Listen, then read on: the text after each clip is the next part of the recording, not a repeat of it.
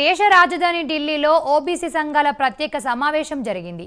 ఈ సమావేశంలో దేశంలో సుమారు 56% జనాభా ఉన్న బహుజన వర్గాలకు మేలు జరగాలంటే ప్రత్యేక కేంద్ర మంత్రిత్వ శాఖ ఏర్పాటు చేయాల్సిన అవసరం ఉందని నేతలు నొక్కి చెప్పారు.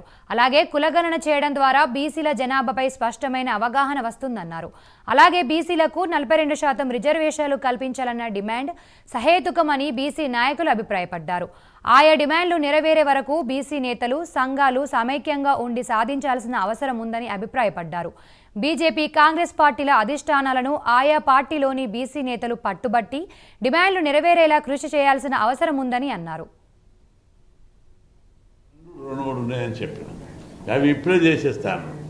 ఏది ఒకటి రాజ్యాంగబద్ధమైన కమిషన్, బీసీ కమిషన్కు రాజ్యాంగబద్ధత కల్పించాలి.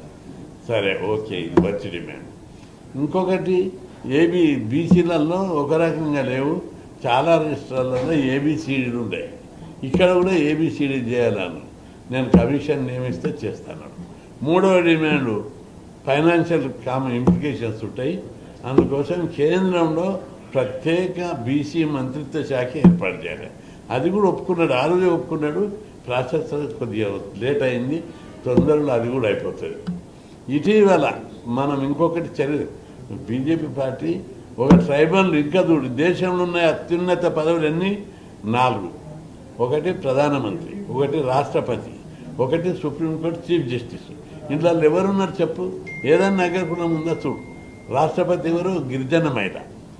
సుప్రీంకోర్టు చీఫ్ జస్టిస్ ఒక దళితుడు, ప్రధానమంత్రి ఒక బీసీ, ఉపరాష్ట్రపతి ఒక బీసీ. ఈ విధంగా అన్ని పెద్ద పోస్టులు అన్నీ